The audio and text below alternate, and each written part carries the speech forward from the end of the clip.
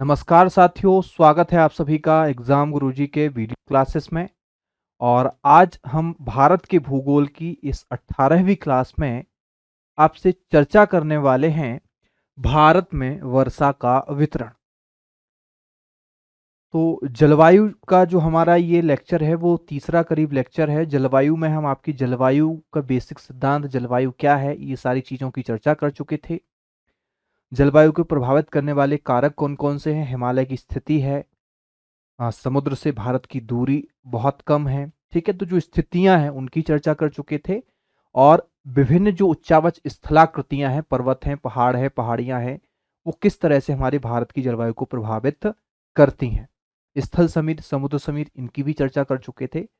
तो आज हम जो हमने वर्षण के जो सिद्धांत बताए थे आपको, वर्षा का जो सबसे सर्वमान्य सिद्धांत बताया था तापीय सिद्धांत, फिर हमने विषुवतीय पछुआ पवन सिद्धांत भी चर्चा की थी, और फिर हमने जेट स्ट्रीम की चर्चा की थी। तो फ्लॉन के द्वारा जो प्रतिपादित किया गया है विषुवतीय पछुआ पवन सिद्धांत, हम चर्चा पिछली क्लास में कर चुके हैं। दूसरा सिद्धांत हमने बताया था ईस्ट के द्वारा प्रतिपादित किया गया जेट स्ट्रीम सिद्धांत, तो उसकी भी चर्चा कर चुके हैं। और आज की क्लास में हम जो चर्चा करने वाले हैं वो एक सिद्धांत हमारा रह गया था, एल नीनो सिद्धांत। तो एल नीनो सिद्धांत आपको समझाएंगे। एल नीनो क्या है, ला नीना क्या है, वो बेसिक आपको समझ में आ जाएगा। कोई भी आज के बाद आपको डाउट नहीं रहने वाला है, तो क्लास को लास्ट तक जरूर देखिएगा। साथ में भारत में वर्षा का, जो भारत में चारों ऋतुओं में जो टोटल वर्षा होती है वो किस ऋतु में कितनी वर्षा होती है और किस प्रकार से वर्षा होती है, वो भी आपको इस क्लास में समझाएंगे। इस क्लास के बाद आपकी जलवायु से रिलेटेड कोई भी क्लास नहीं होने वाली है। ये जलवायु की अंतिम क्लास है, राइट। तो आगे बढ़ते हैं और सबसे पहले हम स्टार्ट करते हैं और कुछ जानकारी दे दूं आपको। अभी जो हमारा ये daily answer writing practice programme का जो शेड्यूल चल रहा था उसमें ये फ्लैट डिस्काउंट और भी मिल रहा है। अभी दिवाली का ऑफर चल रहा है, दिवाली के ऑफर में सेल स्टार्ट हो गई है। तो 1 तारीख से 6 तारीख के बीच में आप लोग परचेज कर सकते हैं। तो उस पर आपको परचेज करने पर 50% के आसपास तक का, 40 to 50% का डिस्काउंट मिल रहा है। जो 13,000 का मेंस का कोर्स था वो भी आपको 40-50% का डिस्काउंट चल रहा है। और प्रीलिम्स का कोर्स भी आप खरीदना चाहते हैं तो उस पर भी डिस्काउंट चल रहा है। तो ऑफर का लाभ उठाइए और आराम से इन चीज़ों को परचेज कर लीजिए। और ये आपके लिए क्यों महत्वपूर्ण है, क्योंकि इसमें आपको मेंस और प्रीलिम्स दोनों चीज़ें बायलिंगुअल तरीके से मिल जाएंगी। मेंस का आपको डेली आंसर राइटिंग करने वाला जो प्रैक्टिस प्रोग्राम है वो मिल जाएगा। इसमें आपको 30 मिनट के लिए उत्तर लेखन के लिए 5 प्रश्न मिलते हैं। 3-3 अंक के 3 प्रश्न, 5 अंक का 1 प्रश्न, 11 अंक का 1 प्रश्न, आप लिख लीजिएगा। फिर मॉडल उत्तर मिल जाता है। फिर 30 से 40 मिनट की क्लास भी आपको एप्लीकेशन पर मिल जाती है।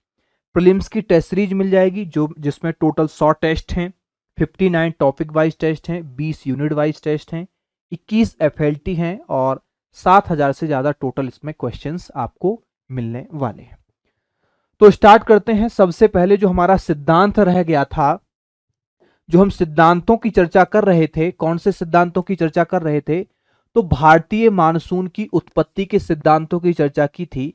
तो हमने एक आपसे पिछली क्लास में तापीय सिद्धांत, जो सबसे महत्वपूर्ण है तापीय सिद्धांत, इसको हमने समझा था कि तापीय सिद्धांत क्या है और तापीय सिद्धांत से भारत में मानसून गर्त का निर्माण कैसे होता है। ICTZ जो रेखा मैंने बताया था, ठीक है, जो ITCZ रेखा है, इंटर ट्रॉपिकल कन्वर्जेंस जोन जो है, वो कैसे उत्तर की ओर खिसकती है और फिर जो दक्षिण पूर्वी व्यापारिक पवनें हैं उसी को फॉलो करने के लिए ये उत्तरी गोलार्ध में प्रवेश कर जाती है, विषुवत रेखा को पार कर जाती हैं और फेरल के नियम के अनुसार या कॉरियोलिस बल के प्रभाव के कारण ये दाहिने ओर मुड़ करके दक्षिणी पूर्वी मानसून का रूप ले लेती हैं। तो ये हम तापीय सिद्धांत की चर्चा पिछली क्लास में कर चुके हैं। दूसरा हमने आपसे दूसरा जो सिद्धांत बताया था विषुवतीय पछुआ पवन सिद्धांत, विषुवतीय पछुआ पवन सिद्धांत की चर्चा कर चुके हैं। विषुवतीय पछुआ पवन सिद्धांत, पछुआ पवन सिद्धांत की चर्चा कर चुके हैं। फ्लॉन के द्वारा इसको प्रतिपादित किया गया था और फ्लॉन ने यह कहा था कि जहां पर दक्षिणी पूर्वी और उत्तरी पूर्वी व्यापारिक पवनों का मिलन होता है, वहीं से विषुवतीय पछुआ पवन का उद्भव होता है। क्योंकि जो दक्षिणी पूर्वी और उत्तर पूर्वी व्यापारिक पवनें हैं, उनका मिलन स्थल होता है ITCZ रेखा पे, अर्थात अंतः उष्ण अभिसरण रेखा पे, और ये रेखा आमतौर पे विषुवत रेखा के नजदीक पाई जाती है। लेकिन ग्रीष्म ऋतु, गर्मियों के समय ये उत्तर की ओर खसक जाती है, जिस कारण से इनका मिलन जो होता है भारत के राजस्थान के क्षेत्र तक होता है। इस कारण यहीं से आपका विषुवतीय पछुआ पवन का जन्म होता है और दक्षिण पश्चिमी मानसून का रूप लेती है। फिर हमने आपको तीसरे नंबर का जो सिद्धांत था वो था आपका जेट स्ट्रीम सिद्धांत। कौन सा था? जेट स्ट्रीम सिद्धांत। तो जो जेट स्ट्रीम सिद्धांत था ये एस्ट के द्वारा प्रतिपादित किया गया है, और एस्ट के द्वारा प्रतिपादित किया गया ये सिद्धांत, इस पे आपकी जो ऊपरी वायुमंडल में जेट हवाएं चलती हैं 9 से 12 किलोमीटर के बीच में, समताप मंडल में जो जेट हवाएं चलती हैं पश्चिम से पूर्व की ओर, वो किस तरह से भारत में उत्तरी आपका जो दक्षिण पश्चिमी मानसून कैसे बनाती हैं, और फिर लौटते हुए आपका जो उत्तरी पूर्वी मानसून कैसे बनाती हैं। दोनों चीजों की चर्चा की थी मैंने कि कैसे ये तिब्बत के पठार के कारण दो भागों में बट जाती है। एक भाग आपके हिमालय के दक्षिण से निकलता है, एक भाग आपके हिमालय के उत्तर से निकलता हुआ तिब्बत से निकल जाता है, वो हमारे भारत में नहीं आ पाता है। और जब ये तिब्बत के पठार पर संवहनीय हवाओं के कारण एक चक्र बनाती है, क्लॉकवाइज घूम जाती है, तो एक रेखा जो है विषुवत रेखा की ओर जाती है, एक हवा की एक शाखा विषुवत रेखा की ओर जाती है, और एक शाखा ध्रुव की ओर चली जाती है। तो जो विषुवत रेखा की ओर जाती है उससे लौटते हुए मानसून का निर्माण होता है, और बंगाल की खाड़ी से आर्द्रता लेकर तमिलनाडु के तटों पर वर्षा कराती है। अब जो हमारा चौथा सिद्धांत होने वाला है वो है एल नीनो सिद्धांत। एल नीनो और ला नीना दो नाम आपने सुने होंगे। एक नाम सुना होगा आपने एल नीनो, और एक नाम सुना होगा आपने ला नीना। ठीक है, ला नीना, ये दोनों नाम आपने सुने होंगे। इसका यदि हम अर्थ जाने कि इसका अर्थ क्या होता है, तो दक्षिण अमेरिका की ये कौन सी शाखा, दक्षिण अमेरिका की ये क्या है? तो दक्षिण अमेरिका की एक जलधारा है, आगे चर्चा कर रहे हैं। इसका जो शाब्दिक अर्थ होता है वो होता है बालक, और इसका जो शाब्दिक अर्थ होता है वो होता है बालिका। अर्थात कहने का तात्पर्य यह है कि ये एक दूसरे के क्या हैं? पूरक हैं। एक दूसरे के क्या हैं? विलोम हैं। एक दूसरे के क्या हैं? विलोम होते हैं। और किस तरह से ये भारतीय मानसून को प्रभावित करते हैं वो आपको समझ आ जाएगा। आज के बाद इस चैप्टर में आपको कोई डाउट नहीं रहेगा कि एल नीनो क्या होता है। ध्यान से सुनिएगा मगर। तो यहां पर हम आपको मैप में दिखाने वाले हैं। पहले तो हम एल नीनो की स्थिति की चर्चा करेंगे, और फिर हम आपसे ला नीना की स्थिति की चर्चा करेंगे। पहले हम आपको एल नीनो बताने वाले हैं, और फिर हम आपको ला नीना समझाने वाले हैं। तो ध्यान से समझिएगा, ये जो आपको एक महाद्वीप दिख रहा है, इस महाद्वीप का नाम क्या है? इस महाद्वीप का नाम है आपका दक्षिण अमेरिका। नाम क्या है इसका? तो इसका नाम है दक्षिण अमेरिका महाद्वीप। दक्षिण अमेरिका महाद्वीप। इसके बीचों बीच यहां से एक रेखा जो गुजरती है, उस रेखा का नाम क्या है? यहां से जो एक रेखा निकलती है उस रेखा का नाम क्या है? 0 डिग्री रेखा या विषुवत रेखा। यहां पे नाम लिख देता हूं, विषुवत रेखा।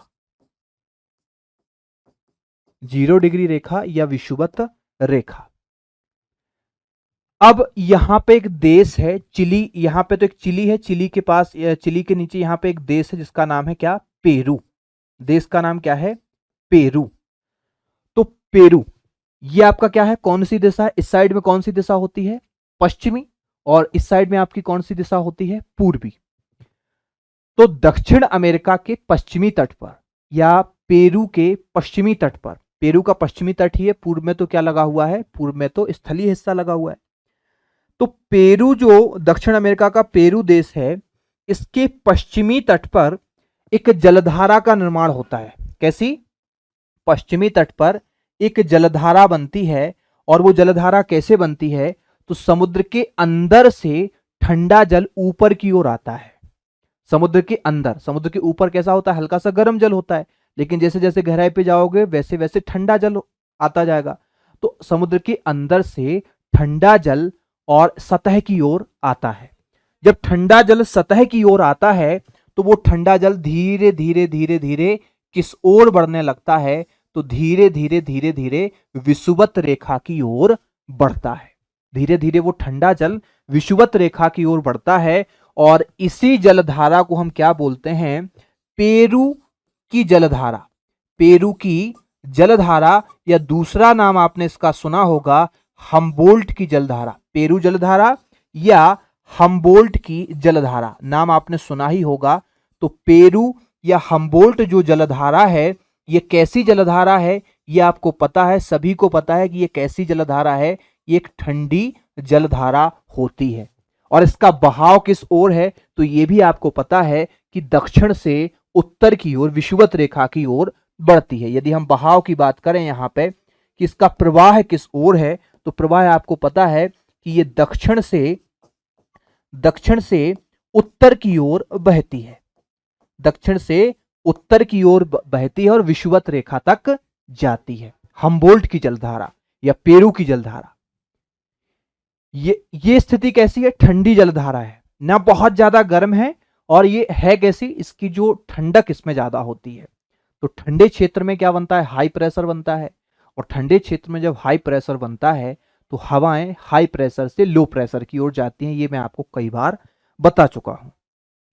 अब हो क्या जाता है यहां पे हो क्या जाता है कि जहां पे ये ठंडा जल हर साल आता था, वहां पे 5 से 7 वर्ष के अंतराल पर, 5 से 7 वर्ष, कहीं कहीं पे 3 से 8 वर्ष भी लिखा हुआ है, तो 5 से 7 वर्ष के अंतराल पर एक घटना यहां पे देखी जाती है।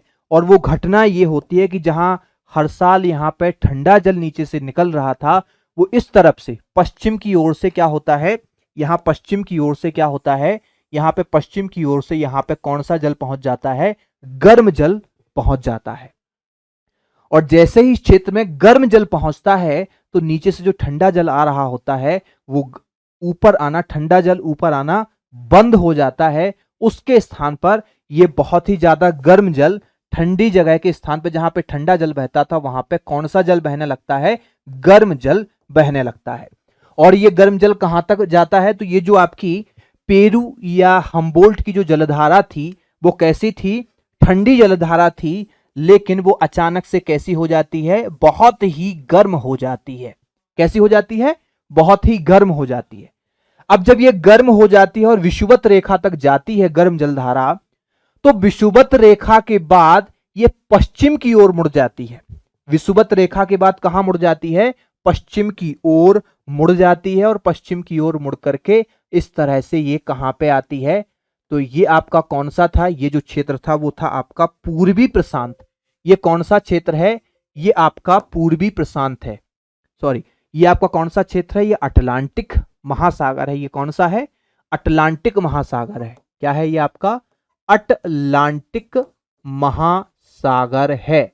अटलांटिक महासागर है।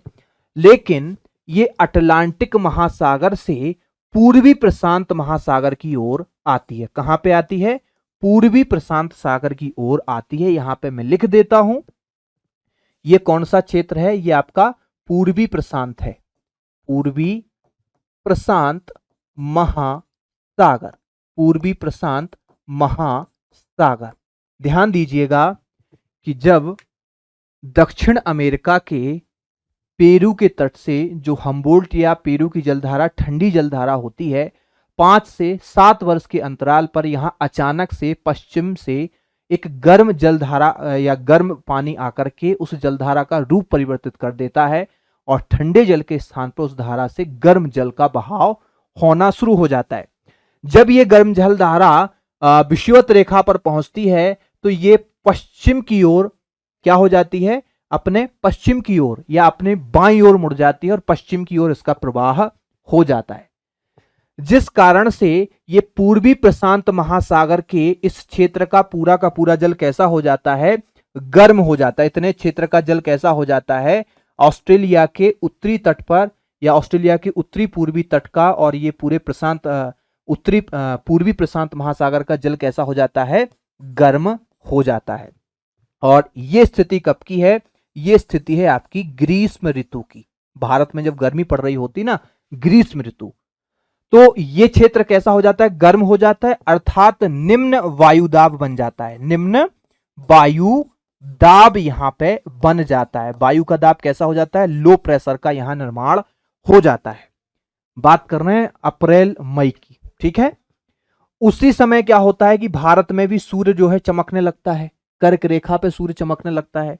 तो भारत में भी जो यहां से ITCZ रेखा निकलती थी, वो भारत में भी निम्न दाब का, यहां पे भारतीय क्षेत्र में भी निम्न दाब का निर्माण हो जाता है।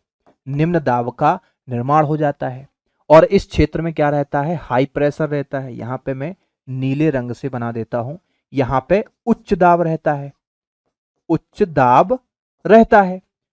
अब दिक्कत यह है कि हर साल तो ये स्थिति होती नहीं है, ये 5 से 7 साल में होती है। और जब ये स्थिति नहीं होती है, तो जब ये स्थिति नहीं होती है, जब उच्च दाब यहां बनता है, निम्न दाब यहां बनता है, तो ये जो हवाएं हैं उच्च दाब से सीधे चलती हैं और तीव्र गति से उच्च दाब से सीधे चलती हैं और सीधे कहां पहुंच जाती हैं, इस टाइप से भारतीय वर्षा का एक निर्माण, यहां पे दक्षिणी पश्चिमी मानसून का निर्माण होता है। लेकिन अब जो उच्च दाब की स्थिति यहां बनी और निम्न दाब यहां बना और एल नीनो के कारण यहां से जो है यहां तक का पानी गर्म हो गया, यहां से गर्म जलधारा आई और इस पूर्वी प्रशांत महासागर का पानी पूरा का पूरा गर्म हो गया और बहुत ज्यादा गर्म होने के कारण ये यहां पे लो प्रेशर का निर्माण हो गया, निम्न वायुदाब का निर्माण हो गया। तो अब इस उच्च वायुदाब वाली हवा को बैठने के लिए 2 ऑप्शन मिल जाते हैं। एक ऑप्शन तो यह है कि वो सीधे विषुवत रेखा को पार करते हुए और आपके भारत में जो निम्न वायुदाब बना है, उत्तरी भारत में जो निम्न वायुदाब बना है, मानसून गर्त बना है, वहां पर जाके बैठे। या दूसरी चेयर उसके लिए यहां भी डल गई है क्योंकि यहां पर भी निम्न वायुदाब बना है, तो वो सीधे यहां से जाकर के और यहां पहुंच करके और यहां पर जाकर बैठे। तो 2 कंडीशन यहां पे किसने बना दी, एल नीनो ने बना दी। अब ध्यान रखना, ये जो हमारा निम्न वायुदाब है, ये आपका इससे कंपेयर करना पड़ेगा। अब आपके पास जब 2 चेयर रखी हैं, तो आप बताइए, आप जो ज्यादा अच्छी चेयर है उस पर बैठेंगे कि जो कम थोड़ी सी गंदी चेयर है उस पर बैठेंगे? जो महाराजा चेयर होगी उसी पे बैठेंगे ना आप। तो यहां पे जो पूर्वी प्रशांत महासागर में जो निम्न वायुदाब का क्षेत्र बना है, इसमें वायुदाब अत्यंत निम्न हो जाता है। क्या हो जाता है, अत्यंत कम वायुदाब होता है। यहां पे बहुत ही निम्न वायुदाब हो जाता है और यहां की अपेक्षा यहां पे निम्न दाब है और यहां पे और भी ज्यादा निम्न दाब है, मतलब यहां पे और भी साफ सुथरी चेयर पड़ी हुई है। तो अब जो उच्च दाब की वायु है वो किस ओर जाने लगती है, तो वो जाने लगती है पूर्वी प्रशांत महासागर की ओर। तो आपसे विभिन्न प्रकार के प्रश्न यहां से निकल करके आते हैं और वो प्रश्न यहां पे ध्यान रखिए, वो प्रश्न क्या निकल के आते हैं। तो देखिए, एल नीनो, ये जो पूरी प्रक्रिया आपको समझाई है, ये क्या है, एल नीनो है। एल नीनो की प्रक्रिया के कारण भारत में क्या हो जाएगा, जो भारत में मानसून आना था वो मानसून कहां चला गया, पूर्वी प्रशांत महासागर की ओर चला गया। तो भारत में क्या हो जाएगा, भारत में सूखे की स्थिति हो जाएगी। भारत में क्या पड़ेगा, भारत में सूखे की स्थिति हो जाएगी, अर्थात भारत में सूखा पड़ेगा। और हर 5 से 7 साल में एक बार ऐसी स्थिति हमें देखने के लिए मिल जाती है, भारत में जब सूखा पड़ जाता है। तो भारत में सूखा पड़ गया। दूसरा, ये जो आपके यहां पे आपको दिख रहा है इंडोनेशिया, मलेशिया वगैरह जो क्षेत्र हैं, ये आपके पूर्वी प्रशांत महासागर में है। और जब उच्च दाब की वायु यहां पे जाती है निम्न वायु दाब के क्षेत्र में बैठने के लिए, तो इसके पास जो जलवाष्प होती है वो वर्षा कहां पे होती है, इंडोनेशिया मलेशिया में। तो आप यहां पे लिख सकते हैं कि इंडोनेशिया मलेशिया में अत्यधिक वर्षा से बाढ़ आती है। तो इंडोनेशिया प्लस मलेशिया या दक्षिण पूर्वी एशिया में अत्यधिक वर्षा होती है। क्या होता है, अत्यधिक वर्षा होती है, जिससे बाढ़ की स्थिति बनती है। अत्यधिक वर्षा होती है या बाढ़ की स्थिति बन जाती है। मुझे उम्मीद है कि ये एल नीनो आपको एकदम समझ में आ गया होगा। बालक जो इसका अर्थ होता है एल नीनो, वो है बालक। और बालक आपको अच्छे से समझ में आ गया होगा कि बालक बहुत गर्म खून का होता है, और जैसे ये गर्म होता है तो ये पूरी हम्बोल्ट जलधारा को गर्म कर देता है, और जब गर्म कर देता है विषुवत रेखा से ये पश्चिम की ओर मुड़ता है और अटलांटिक महासागर को पार करते हुए पूर्वी प्रशांत तक या ऑस्ट्रेलिया के उत्तरी पूर्वी तट तक आ जाता है, और यहाँ पे निम्न वायुदाब का निर्माण कर देता है, जिससे भारत में आने वाली जो हवाएं होती हैं या भारतीय निम्न वायुदाब पर आने वाली जो उच्च दाब की हवाएं होती हैं वो इस ओर मूव कर जाती हैं, वो भारत में प्रॉपर नहीं आती, जिस कारण से भारत में मानसून नहीं आ पाता है, और भारत में मानसून नहीं आता है तो वर्षा कम होती है। वर्षा कम होने के कारण यहाँ पे सूखे की स्थिति बनती है। जबकि ये हवाएं यहाँ पे पहुंचती हैं तो यहाँ पे अत्यधिक वर्षा करा के यहाँ पर भी हानिकारक होती है, क्योंकि बहुत ज्यादा वर्षा होती है, बाढ़ की स्थिति यहाँ पर बन जाती है। अब आपको इसका जो जस्ट विपरीत है वो समझना है, ला नीना, अर्थात इसका जो अर्थ होता है वो होता है बालिका। तो ला नीना में जस्ट इसके विपरीत स्थिति हो जाती है। ला नीना में क्या विपरीत स्थिति हो जाती है, ये जो पेरू जलधारा है ये कैसी है, या हम अगली स्लाइड में इसको समझते हैं। अगली स्लाइड में आप समझेंगे इसे। तो यहां पे जो पेरू जलधारा है, वो पेरू जलधारा यहां पे पेरू से स्टार्ट होकर के ये जो जलधारा है ये कैसी जलधारा है, ठंडी है, विषुवत रेखा की ओर जा रही है। पेरू की जलधारा कैसी है, ठंडी है, विषुवत रेखा की ओर जा रही है। तो पश्चिम से इसमें क्या होता है, और ज्यादा ठंडा जल मिल जाता है, और ज्यादा ठंडी हो जाती है, अत्यधिक ठंडी हो जाती है, अत्यधिक ठंडी हो जाती है, अत्यधिक ठंडी हो जाती है। ये क्या है, आपकी ला नीना की स्थिति है। और ला नीना में क्या होता है कि ऑलरेडी ये ठंडी जलधारा है, लेकिन इसमें अंदर से और ज्यादा ठंडा जल आता है, और ज्यादा ठंडा जल आने के कारण ये अत्यधिक ठंडी हो जाती है। और वैसे ही कंडीशन, वैसे तो ये जाती है कहां तक, विषुवत रेखा तक, लेकिन ये कभी यहां लटक के और यहां आ गई, या पूर्वी प्रशांत तक आ गई, और ऑस्ट्रेलिया के उत्तरी पूर्वी तट तक आ गई, तो अब आपको पता है कि ये कैसी है, ठंडी जलधारा है। और ठंडक जहां होती है वहां वायु बहुत सघन होती है, अर्थात उच्च प्रेशर का निर्माण करती है, उच्च दाब का निर्माण करती है। और यह स्थिति भी कब कब घटित होती है, तो यह स्थिति भी आपकी ग्रीष्म ऋतु में घटित होती है। और उस समय विषुवत रेखा पे जो है ITCZ थोड़ा सा उत्तर की ओर खसक जाता है, क्योंकि सूर्य जो लंबवत हो रहा होता है वो कर्क रेखा पे हो रहा होता है। तो भारत में यहां पे जब निम्न दाब का क्षेत्र बनता है और दक्षिण में विषुवत रेखा के यहां पे उच्च दाब बनता है, यहां पे हाई प्रेशर बनता है और यहां पे लो प्रेशर बनता है, तो हाई प्रेशर से लो प्रेशर की ओर जो ये आपकी हवाएं आनी होती हैं, उसी समय ला नीना की स्थिति बनने के कारण पूर्वी प्रशांत महासागर से भी लो प्रेशर की ओर हवाएं आती हैं। और चूंकि ये आपका जो हवाएं आती हैं ये आपका दक्षिण पश्चिम मानसून का निर्माण करती हैं, तो इनसे जो वर्षा होती है वो हमारे यहाँ जो जितनी एवरेज वर्षा होती है वो ठीक होती है। लेकिन जब हमारे यहाँ बहुत अधिक वर्षा होने लगती है तब आप समझ जाइए कि ला नीना की स्थिति बनी है, और अटलांटिक महासागर में पेरू की जलधारा या हम्बोल्ट की जलधारा बहुत अधिक ठंडी होकर के जब विषुवत रेखा के सहारे और ऑस्ट्रेलिया के पूर्वी और उत्तरी तट पर आ जाए तो वहां पे उच्च वायुदाब बनेगा, और उच्च वायुदाब के कारण वहां से भी हवाएं आ गई हैं हमारे निम्न वायुदाब की ओर, राजस्थान उत्तर पूर्व की ओर, उत्तर भारत की ओर, राइट। तो यहां से जब उच्च वायुदाब की हवाएं आएंगी तो इनमें भी बहुत ज्यादा जलवाष्प होती है और इनसे भी वर्षा होती है, तो वर्षा क्या होती है, डबल हो जाती है। तो जहां एल नीनो में स्थिति बनी थी ये कि ये जो मानसून आ रहा था यही दो भागों में बट गया था तो वर्षा कम हो गई थी, यहां पे स्थिति बन गई ये कि अब ये मानसून तो जा ही रहा है, यहां से भी मानसून आ रहा है, तो डबल मानसून होकर के डबल वर्षा कराते हैं, और स्थिति एल नीनो के जस्ट विपरीत हो जाती है। विपरीत कैसे हो जाती है, तो भारत में बाढ़ आ जाती है। भारत में क्या हो जाता है, अत्यधिक वर्षा होती है, भारत में बाढ़ की स्थिति उत्पन्न हो जाती है। और जो मैंने आपको बताया था कि इंडोनेशिया मलेशिया का, मैंने उसमें एल नीनो बताया था अत्यधिक वर्षा, इंडोनेशिया मलेशिया में यहाँ पे क्या हो जाता है, तो क्योंकि यहाँ पे उच्च वायुदाब का क्षेत्र बना है इस कारण से यहाँ से तो हवाएं निम्न वायुदाब की ओर जाती हैं और यहाँ पे वर्षा नहीं होती है, तो इंडोनेशिया मलेशिया में क्या हो जाता है, सूखा पड़ जाता है, राइट। तो यहां तक आपको एल नीनो सिद्धांत एकदम परफेक्ट समझ में आ गया होगा। यदि कोई डाउट है तो आपको क्या करना पड़ेगा, कमेंट करना पड़ेगा वीडियो में, मैं आपको नेक्स्ट लेक्चर में आपको और अच्छे से इस चीज को समझा दूंगा। तो एल नीनो से क्या हुआ, निम्न दाब का निर्माण हो गया पूर्वी प्रशांत में, जिस कारण से हमारी जो उच्च दाब से जो हवाएं आती थीं वो उस ओर चली गई और भारत में नहीं आई। तो भारत में सूखा पड़ गया। ला नीना में क्या होगा कि एक्स्ट्रा उच्च दाब का निर्माण हो गया। उच्च दाब का निर्माण हुआ तो हमारे राजस्थान में ही एकमात्र कुर्सी थी और बैठने वाले दो हो गए। तो पूर्वी प्रशांत से भी हवाएं आई उच्च दाब वाली और आपके दक्षिणी क्षेत्र से भी हवाएं आई उच्च दाब वाली। तो दो दो जगह से मानसून आया और भारत में बहुत ज्यादा वर्षा हुई। राइट, अब हम बात करते हैं दक्षिणी पश्चिमी मानसून अर्थात भारत में वर्षा का वितरण।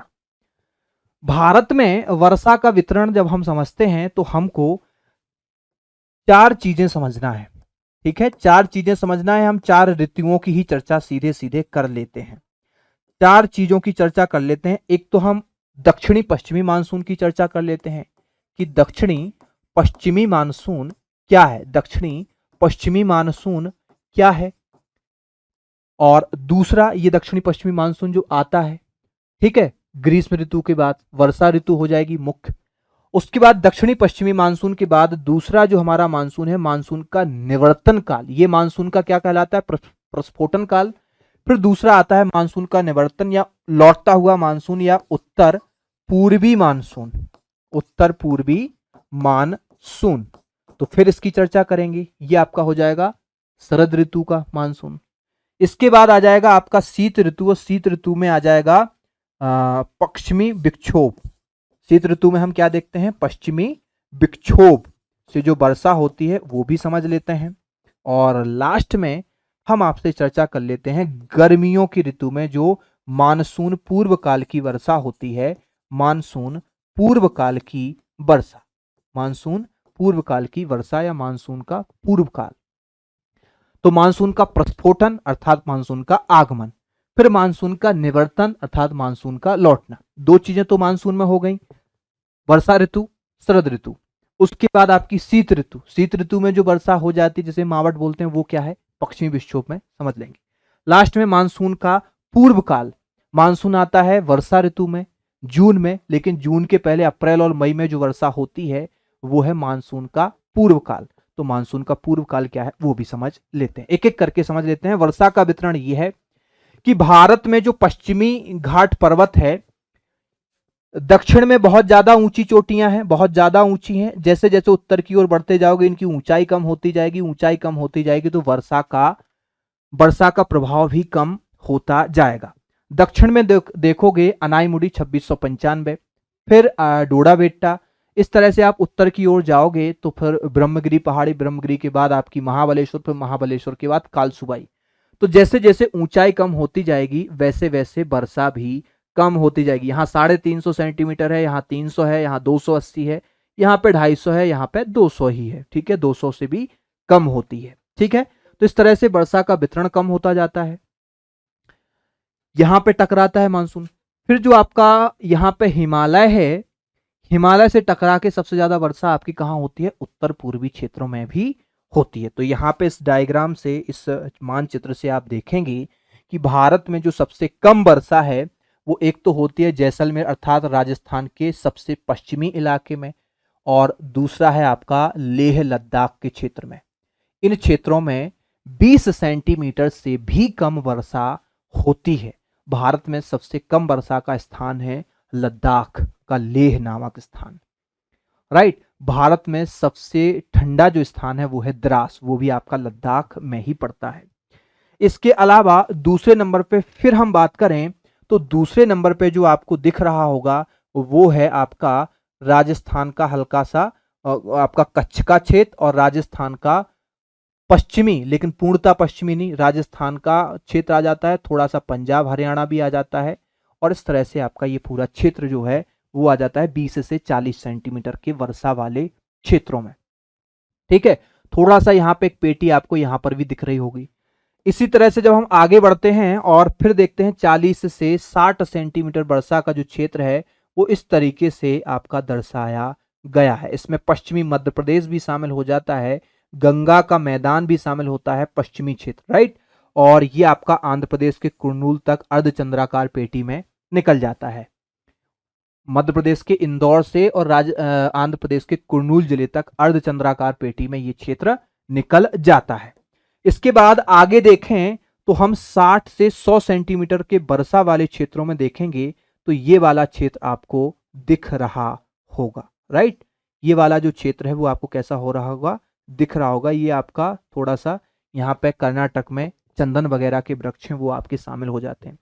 तो 100 से 200 सेंटीमीटर का वर्षा का जो क्षेत्र है मुख्यतः मध्य प्रदेश का पूर्वी भाग आ जाता है इसमें, और पूरा अरुणाचल, पूरा आपका पश्चिम बंगाल, इसके अलावा ओडिशा वगैरह का क्षेत्र इसी में आता है। इसके बाद 200 से 400 सेंटीमीटर का जो वर्षा क्षेत्र है वो आपको स्पेशली दिख ही रहा होगा, और जो 400 से ज्यादा सेंटीमीटर हो रही है वर्षा वो है मेघालय की गारो खासी पहाड़ियों पर।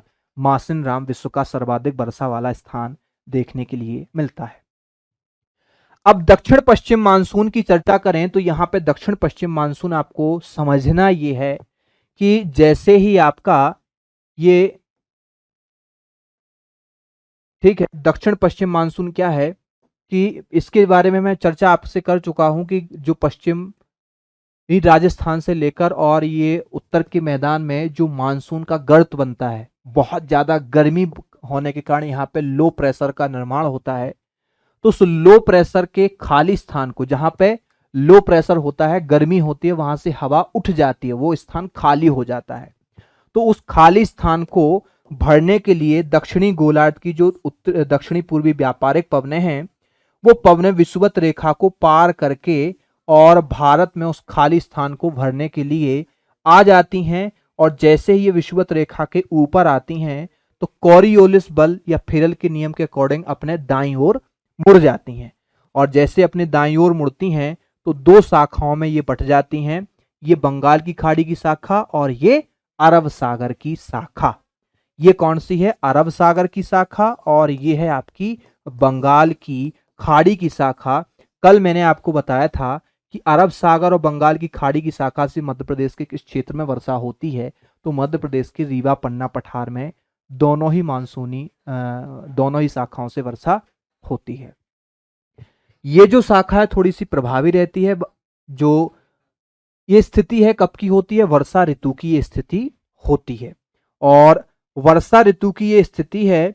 और यहाँ पे ध्यान देने वाली बात ये है कि ये जो स्थिति बनती है ये कब बन जाती है, तो जब ज्यादा गर्मी पड़ती है, अर्थात हम बात करें 25 मई की, तो 25 मई को ये हवाएं भारत में प्रवेश कर जाती हैं। भारत में सबसे पहले 25 मई को, भारत से पहले ये हवाएं कहां पे, अंडमान निकोबार द्वीप में पहुंच जाती हैं। सबसे पहले मानसून अंडमान निकोबार द्वीप में पहुंच जाता है।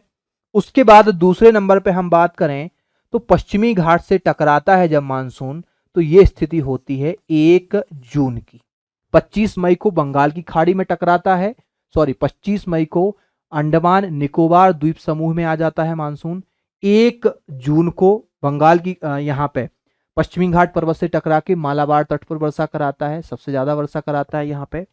और ऐसे ऐसे फिर ये जब धीरे धीरे बढ़ता है, तो धीरे धीरे जब ये मानसून बढ़ता है तो 1 जून के बाद फिर 5 जून, फिर 10 जून को यहाँ मुंबई और यहाँ कोलकाता दोनों में एक साथ पहुंचता है, यहाँ पे और यहाँ पे दोनों में एक साथ मानसून पहुंचता है। ऐसे ही फिर 10 जून के बाद 15 जून कर पटना और मध्य प्रदेश के भोपाल वगैरह से होता हुआ निकल जाता है, और 25 जून तक ये दिल्ली को तक कवर कर लेता है, यहाँ तक पहुंच जाता है। फिर जुलाई, फिर अगस्त, फिर सितंबर तक तो ये भारत से बहुत आगे निकल जाता है, और यहाँ तक आपका इस टाइप से, यहाँ पे हिमालय पर्वत है तो हिमालय पर्वत से टकरा के इस ओर जाना शुरू कर देता है, राइट। तो यहाँ पर आपको ये चीजें समझ आ गई होंगी, और ये चीजें यदि समझ आ गई हैं तो अब हम वर्षा के वितरण को यहाँ पे समझ लेते हैं। तो ये जो मानसून आपको दिख रहा है, ये मानसून कैसा है, इसमें दोनों ही मानसून है, एक तो जाता हुआ मानसून है, फिर एक लौटता हुआ मानसून भी है।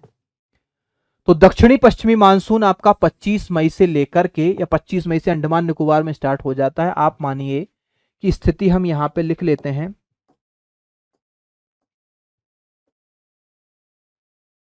ठीक है। यहां पर ये स्थिति कब की होती है?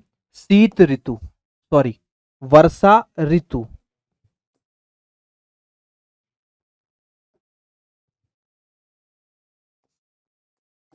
वर्षा ऋतु,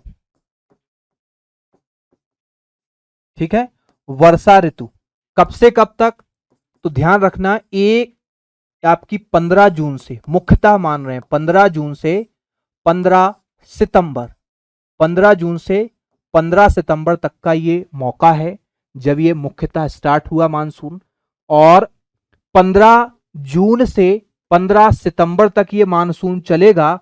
और इस मानसून में जो वर्षा होती है उस वर्षा को हम दक्षिणी पश्चिमी मानसून से हुई वर्षा कहते हैं। दक्षिणी पश्चिमी मानसून से हुई वर्षा कहते हैं।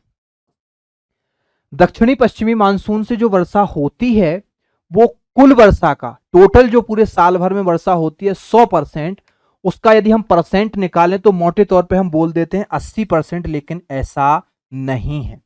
80% नहीं होती है। यदि हम इसका निकालें तो 74.3% वर्षा होती है इस मानसून से। इसकी दोनों ही शाखाओं से जो वर्षा होती है, इसको यदि हम 100% मान लें तो इस 100% का जो हम दो भागों में बांटते हैं, एक 65% और एक आपका 35%। इसमें अरब सागर की शाखा से 65% और बंगाल की खाड़ी की शाखा से 35% वर्षा होती है। राइट। ऐसे ही हम जब आगे बढ़ते जाते हैं, आप लोगों को सारी चीजें समझ में आ रही होंगी। मुझे उम्मीद है कि आपको एकदम क्लियर समझ में आ रहा होगा। यदि कोई चीज समझ नहीं आती है, क्योंकि ये क्लास प्रीमियर है, मैं आपकी कमेंट नहीं देख पा रहा हूं, तो आप लोग जब वीडियो अपलोड हो जाए, वीडियो अपलोड होने के बाद में मुझे कमेंट करके बता सकते हैं। अब इसमें बहुत सारी चीजें ये होती हैं कि जो यहां पर यदि हम एक पश्चिमी घाट बना लें, इस टाइप से पश्चिमी घाट बना लें, तो जहां पर पश्चिमी घाट पर्वत है वहां पर तो ये टकरा करके, ये हवाएं क्या होती हैं, टकरा करके बहुत ज्यादा वर्षा कराती हैं। लेकिन जहां पर इनको निकलने के लिए इस टाइप से रिक्त स्थान मिल जाता है, दर्रे मिल जाते हैं, जैसे आपका सिनकोट दर्रा हुआ, ठीक है, पालघाट दर्रा हो गया, यहाँ पे भोरघाट दर्रा हो गया, यहाँ पे आपका थालघाट दर्रा हो गया, तो इन दर्रों से वो हवा सीधी निकल जाती है, उसको कोई रोक नहीं पाता है और उस क्षेत्र में वर्षा कम हो पाती है। राइट। तो दक्षिणी पश्चिमी मानसून से सर्वाधिक जो वर्षा होती है वो पश्चिमी घाट पर होती है, और पश्चिमी घाट के वृष्टि छाया क्षेत्र में आ जाता है तमिलनाडु। तो यहाँ पे वर्षा जो है सबसे कम होती है। कभी आपसे पूछ लिया जाए कि दक्षिणी पश्चिमी मानसून से सबसे कम वर्षा कहाँ होती है, तो वो होती है तमिलनाडु के तटवर्ती क्षेत्रों में, क्योंकि ये वृष्टि छाया क्षेत्र में पड़ जाता है। राइट। वृष्टि छाया क्षेत्र में पड़ जाता है तो यहाँ पे वर्षा सबसे कम होती है। और यहाँ पे आपकी जो गंगा, आपकी जो नर्मदा नदी है, नर्मदा नदी की घाटी में एक शाखा यहाँ प्रवेश कर जाती है, तो ये शाखा नर्मदा नदी की घाटी में वर्षा कराती हुई अमरकंटक तक पहुंच जाती है। और यहाँ से ये आपकी ताप्ती नदी घाटी में प्रवेश कर जाती है। तो यहाँ से एक प्रश्न आता है, वो प्रश्न ये है कि यहाँ पे आपकी कौन सी विंध्याचल पर्वतमाला है, और विंध्याचल, तो उसके बाद नर्मदा घाटी, नर्मदा घाटी के नीचे सतपुड़ा पर्वतमाला है। तो जो ये शाखा नर्मदा नदी से प्रवेश कर जाती है नर्मदा नदी की घाटी में, ये सबसे ज्यादा वर्षा कहाँ कराती है, तो ये आपके सतपुड़ा पर्वत के दक्षिणी छोर पे सबसे ज्यादा वर्षा कराती है, ना कि सतपुड़ा के उत्तरी छोर पे, ध्यान रखना। इसके बाद यहाँ पे जो गुजरात है, ये हिस्सा तो बहुत सूखा रह जाता है, लेकिन इसके नीचे जो ये पहाड़ियां हैं गुजरात में, ये गिर की पहाड़ियां यहाँ पे बहुत ज्यादा वर्षा करा लेती हूँ, यहाँ पे हरियाली देखने के लिए मिल जाती है। साथ में अरावली पर्वत जो पड़ता है वो इसके समानांतर पड़ता है, इसलिए हवाएं सीधी यहाँ से निकल जाती हैं। लेकिन जो गुरु शिखर है माउंट आबू, वो यहाँ पे थोड़ा सा मानसून को रोक लेता है, और गुरु शिखर 1722 मीटर ऊंची पहाड़ी है, थोड़ा सा रोक लेता है मानसून को, वहां पे पानी गिर जाता है। राइट। इसके बाद हम लौटते हुए मानसून की चर्चा कर लेते हैं, और जो लौटता हुआ मानसून है इसी को हम बोलते हैं शरद ऋतु। क्या बोलते हैं हम? शरद ऋतु। और जो आता हुआ मानसून था या दक्षिणी पश्चिमी मानसून, उसे बोलते हैं मानसून का प्रस्फोटन या मानसून का धमाका।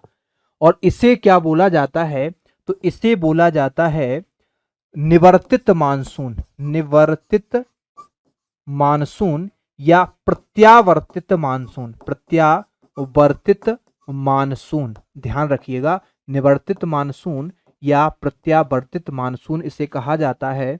दूसरी जो इसकी विशेषता है वो ये है कि इससे इसका जो शरद ऋतु का जो टाइमिंग है वो आपका 15 सितंबर से स्टार्ट होकर और 15 दिसंबर तक चलता है।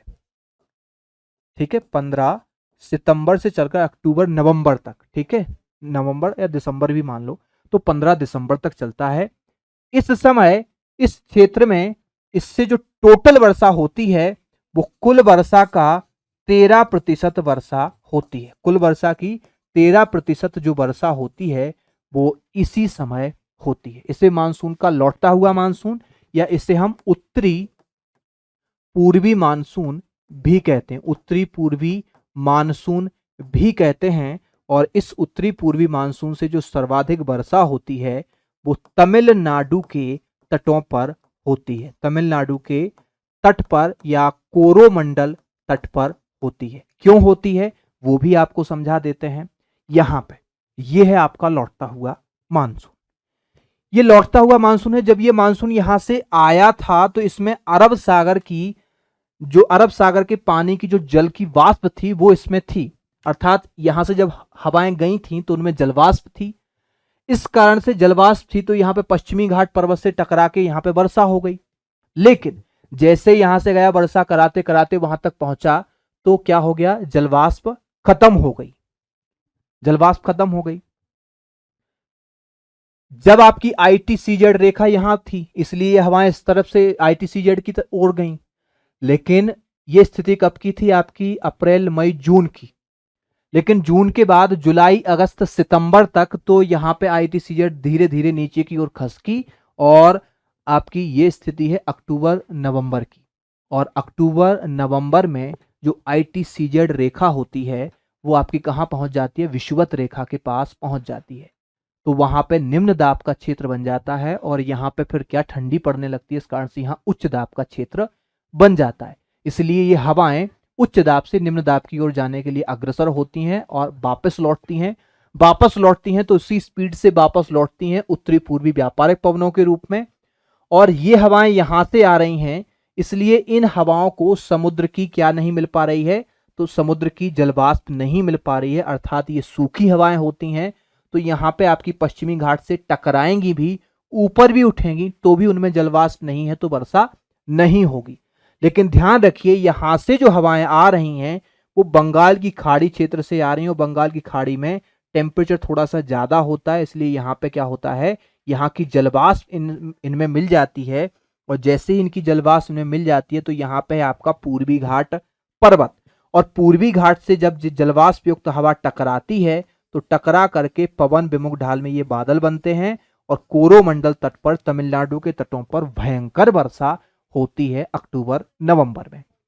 तो तमिलनाडु के तटवर्ती क्षेत्रों में अक्टूबर नवंबर में होने वाली वर्षा किस मानसून से होती है, तो उत्तरी पूर्वी मानसून से, निवर्तित या प्रत्यावर्तित मानसून से ये वर्षा होती है या लौटते हुए मानसून से ये वर्षा होती है। वर्षा का कारण क्या है, तो लौटते हुए मानसून में आर्द्रता की कमी होती है, किंतु बंगाल की खाड़ी से जो आर्द्रता मिलती है उस आर्द्रता युक्त हवा जब पूर्वी घाट पर्वत से टकराती है तो ऊपर उठ करके पर्वतीय वर्षा यहां पर कराती है।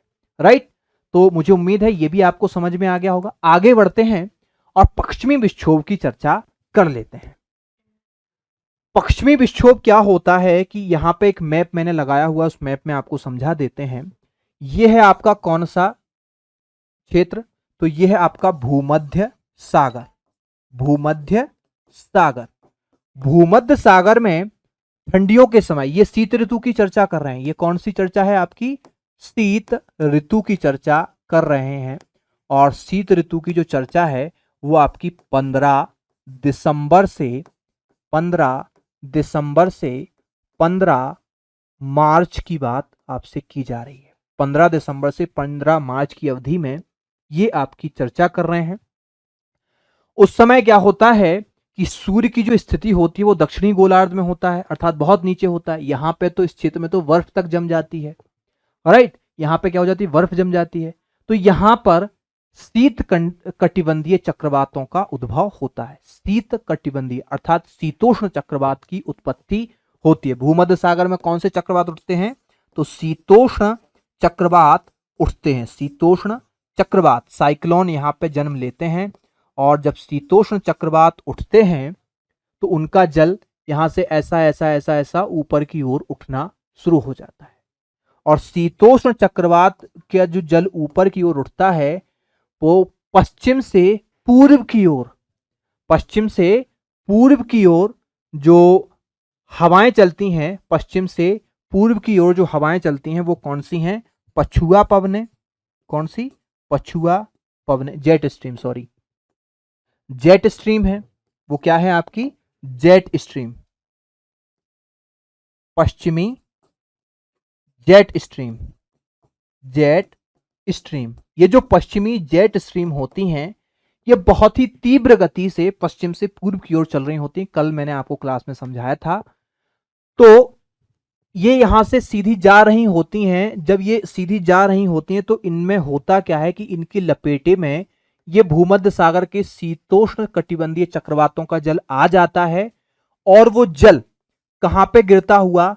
Syria, Iraq, Iran, Afghanistan, Pakistan गिरता हुआ भारतीय भूभाग तक थोड़ा सा आ जाता है। भारत में बहुत कम पानी आता है ये, लेकिन आता कब है? तो ये आता है आपका दिसंबर जनवरी के समय। दिसंबर जनवरी के समय ये पानी भारत में बहुत कम मात्रा में आता है।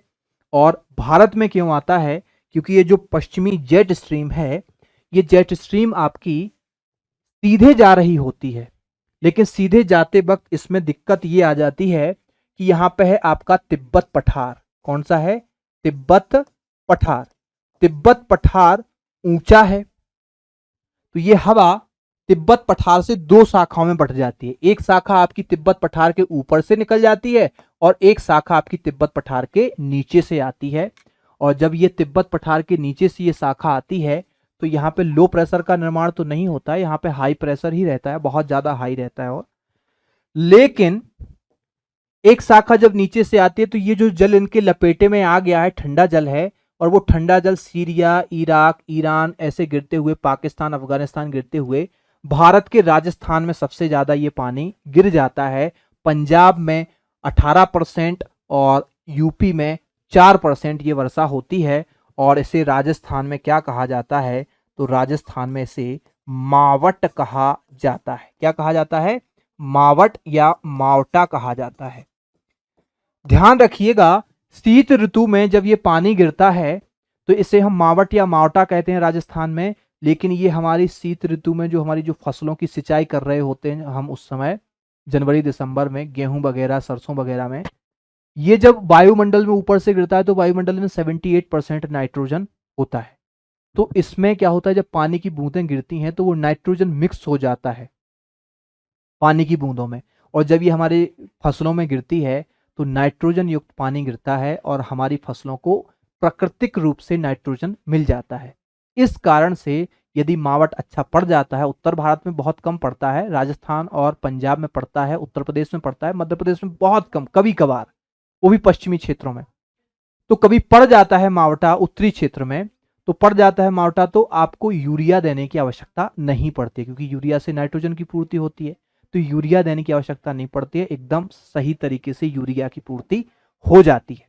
और यदि हम बात करें शीत ऋतु में जो टोटल पानी गिरता है वो 2.7%, कुल वर्षा का मात्र 2.7% वर्षा इसी प्रकार से होती है। इसे बोलते हैं हम मावट या मावटा। राइट। अंतिम जो है हमारा वो है मानसून पूर्व काल की वर्षा। मानसून पूर्व काल की जो वर्षा होती है इसको हम बोलते हैं मानसून पूर्व काल की वर्षा, अर्थात ग्रीष्म ऋतु की वर्षा। ये कौन सी ऋतु है आपकी? ग्रीष्म ऋतु है। और ग्रीष्म ऋतु का जो कार्यकाल होता है वो होता है 15 मार्च से लेकर 15 जून तक। 15 मार्च से लेकर 15 जून तक का जो समय होता है, यदि इस समय में वर्षा होती है तो मानसून आया नहीं, मानसून के पूर्व काल की वर्षा है, प्री मानसून इसे हम कहते हैं। अब ध्यान दीजिएगा, यहां पे इस समय जो वर्षा होती है भारत में, वो कुल वर्षा का जो वर्षा होती है, ये कुल वर्षा का पूरा आप जोड़ लोगे टोटल, तो ये कुल वर्षा का 10% वर्षा होती है। और इस वर्षा का बहुत अधिक महत्व है। बहुत अधिक महत्व इसका क्या है वो मैं आपसे डिस्कस करने वाला हूं। मार्च के समय ये वर्षा होती है, मार्च अप्रैल में। ये वर्षा लगभग कब होती है? तो मार्च या अप्रैल के समय ये वर्षा होती है। मार्च या अप्रैल के समय ये वर्षा होती है। इस वर्षा की मुख्य विशेषता ये है कि पहले तो ये होती कैसे ये समझ लीजिए। ये आपका भारत समझ लीजिए, प्रायद्वीपीय भारत बना दिया। यहां पे आपका अरब सागर लगा हुआ, यहां पे बंगाल की खाड़ी लगा हुआ, ठीक है, बंगाल की खाड़ी लगा हुआ है। यहां पे बंगाल की खाड़ी लगा हुआ है, यहां अरब सागर लगा हुआ है। अब ध्यान दीजिए, मार्च अप्रैल में ये स्थलीय भाग तो जल्दी ठंडा हो जाता है, रात्रि होती है तो जल्दी ये कैसा हो जाता है? ठंडा हो जाता है। मार्च में जो वार्षिक तापांतर होता है वो सबसे ज्यादा होता है मार्च में, कि दिन में आपको गर्मी लगती है, पसीना आता है, पंखा चलाना पड़ता है, रात में ठंड लगती है तो रजाई ओढ़ना पड़ता है। ऐसी स्थिति कब बनती है? मार्च में बनती है। इसी कारण से रात्रि में जो हवाएं हैं वो यहाँ पे बहुत ज्यादा ठंड होती है, और उसकी अपेक्षा सागर जो होते हैं, महासागर, इनमें क्या होती है? थोड़ी सी गर्मी होती है।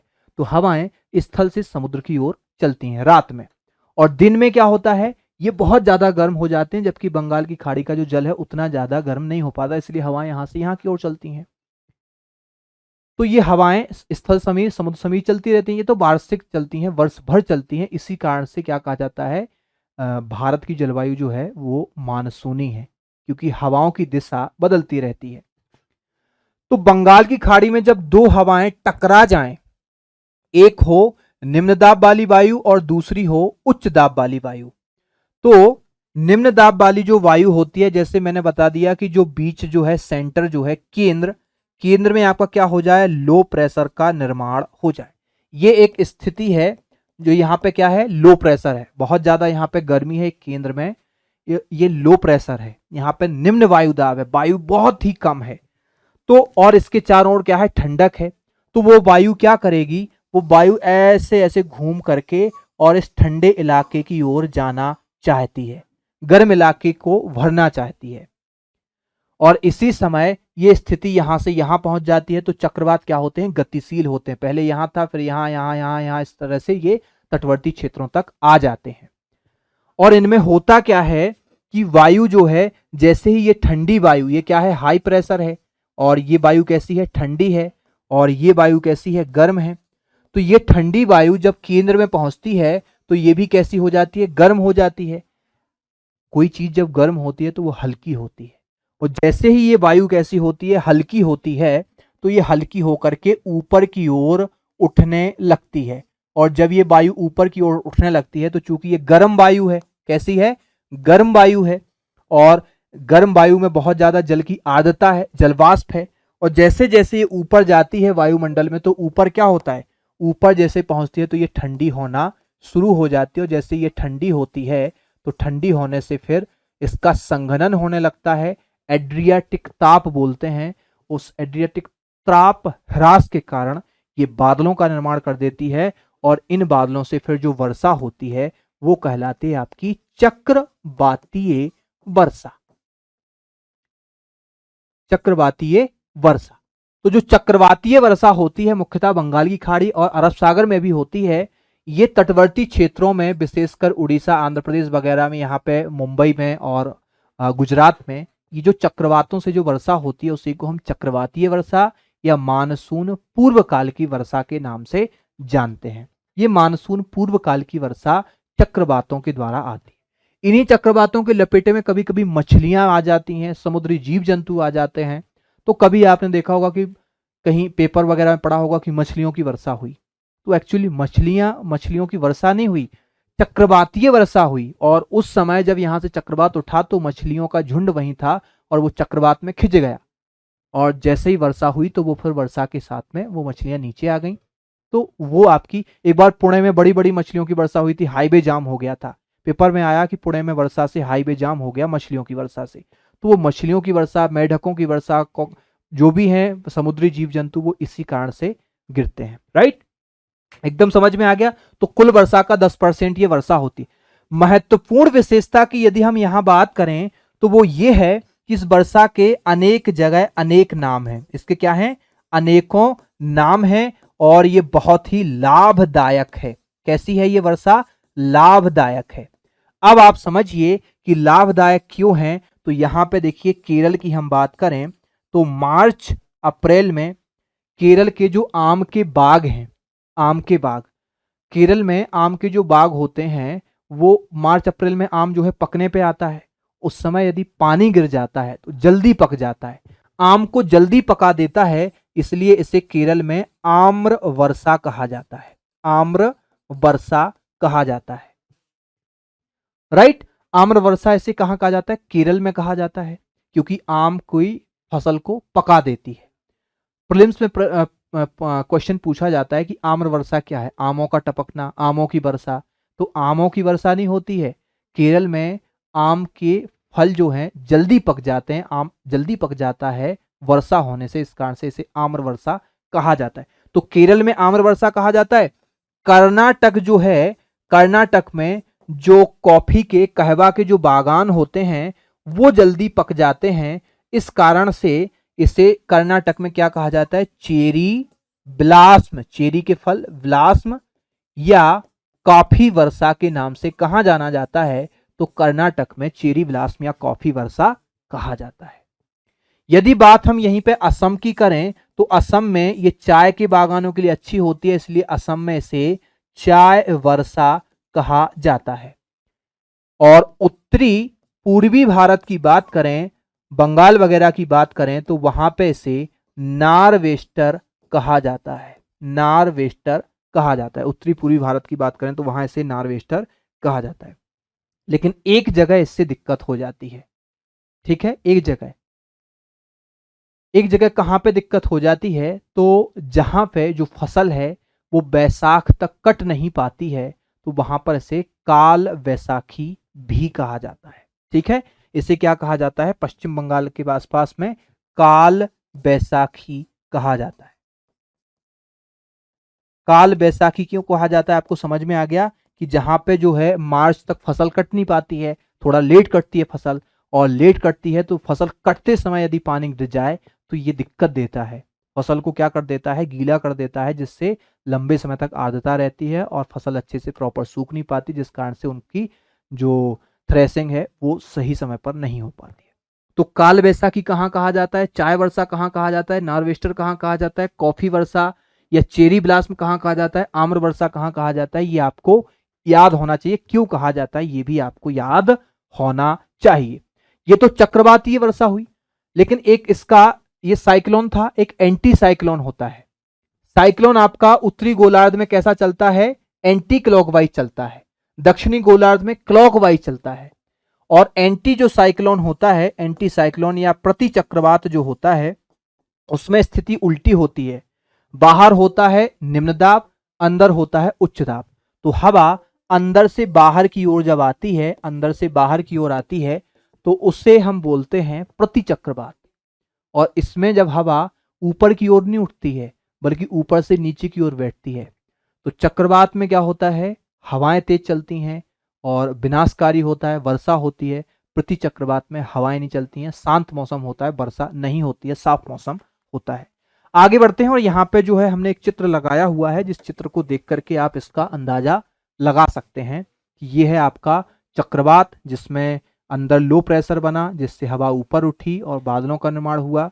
और जबकि इसमें क्या हुआ कि बाहर था हाई प्रेशर और हवा नीचे की ओर लो प्रेशर की ओर गई, इसलिए बादलों का निर्माण नहीं हुआ, साफ मौसम का निर्माण हुआ है। राइट, तो यहां पे आपको चारों ऋतुएं मैंने बता दी हैं कि ग्रीष्म ऋतु या मानसून पूर्व काल, ग्रीष्म ऋतु या मानसून पूर्व काल, मानसून पूर्व काल की वर्षा, पूर्व काल की वर्षा कब की वर्षा है?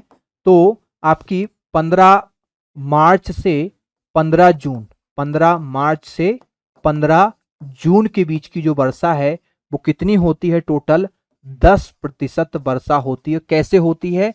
चक्रवातों के कारण होती है, मुख्यतः चक्रवातीय वर्षा यहाँ पे होती है। दूसरा फिर आ जाएगा आपका ग्रीष्म के बाद वर्षा ऋतु, और जो वर्षा ऋतु है उसे हम बोलते हैं मानसून का प्रस्फोटन काल। मानसून का प्रस्फोटन या मानसून धमाका। मानसून का जो प्रस्फोटन है, यहां पर दक्षिणी पश्चिमी मानसून से, दक्षिणी पश्चिमी मानसून की दोनों शाखाओं से कुल वर्षा का कितने प्रतिशत वर्षा होती है? तो 74.3% वर्षा यहां होती है। और कैसे होती है ये आपको पता है, दक्षिणी पश्चिमी मानसून के कारण होती है, मानसून का प्रस्फोटन या धमाका। अगला है वर्षा ऋतु। आपको पता है कब से कब आती है? तो 15 जून से लेकर और 15 सितंबर तक की बात यहां कर रहे हैं। फिर आ जाएगा आपका शरद ऋतु। वर्षा विगत शरद ऋतु आई, ये मानसून का निवर्तन काल है, लौटता हुआ मानसून। मानसून का निवर्तन काल, मानसून का निवर्तन या लौटता हुआ मानसून, लौटता हुआ मानसून है ये। लौटता हुआ जो मानसून है इसे हम उत्तरी पूर्वी मानसून भी बोलते हैं। क्या बोलते हैं हम? उत्तरी पूर्वी मानसून बोलते हैं। इससे जो टोटल वर्षा होती है वो होती है 13%। और लास्ट में है आपकी शीत ऋतु। इसके बाद क्या आ जाएगा? शीत ऋतु लग जाएगी, और शीत ऋतु में पश्चिमी विक्षोभ से, ठीक है, पश्चिमी विक्षोभ से जो वर्षा होती है, जिसे राजस्थान में मावट कहा जाता है, उत्तर प्रदेश में होती है, राजस्थान में होती है और पंजाब में होती है। सबसे ज्यादा राजस्थान, पंजाब, फिर उत्तर प्रदेश। तो ये जो वर्षा होती है ये मात्र 2.7% के आसपास वर्षा होती है। तो चारों ऋतुओं की वर्षा को जोड़ोगे तो 7 और 3 10 का हो जाएगा यहाँ पे शून्य, और शून्य के बाद हासिल आ जाएगी 1, और 1 को मिला दोगे 2 में तो हो जाएगा 3 और 3 6, 6 और 4 10 का हो जाएगा यहाँ पे शून्य, और हासिल 1 हो जाएगी, 1 मिला दो 1 में तो होगा 2, 7 और 2 9 और 1 10। तो ये हो जाती है भारत की 100% वर्षा। दशमलव लगा हुआ है, ध्यान देना यहाँ पे, राइट। तो ये भारत की 100% वर्षा का हमने पूरा वितरण किया कि चारों ऋतुएं आपको बता दी, और मुझे उम्मीद है कि आपको अच्छे से समझ में आ गया होगा। एल नीनो क्या है, ला नीना क्या है, ये भी आपको एकदम क्लियर हो गया होगा। एल नीनो की स्थिति, ला नीना की स्थिति, उत्तरी पूर्वी मानसून कौन सा, दक्षिणी पश्चिमी मानसून में कितनी वर्षा, चक्रवातों से वर्षा कैसे होती है, और पश्चिमी विक्षोभ से वर्षा कैसे होती है, सारी चीजें आपको समझ में आ गई होंगी। क्लास पसंद आई है तो वीडियो को लाइक कर दीजिएगा, सभी लोगों तक शेयर कर दीजिएगा, और कमेंट करके जरूर बताइएगा क्लास आपको कैसी लगी। यदि कोई डाउट है तो भी आप कमेंट में मेंशन कीजिएगा।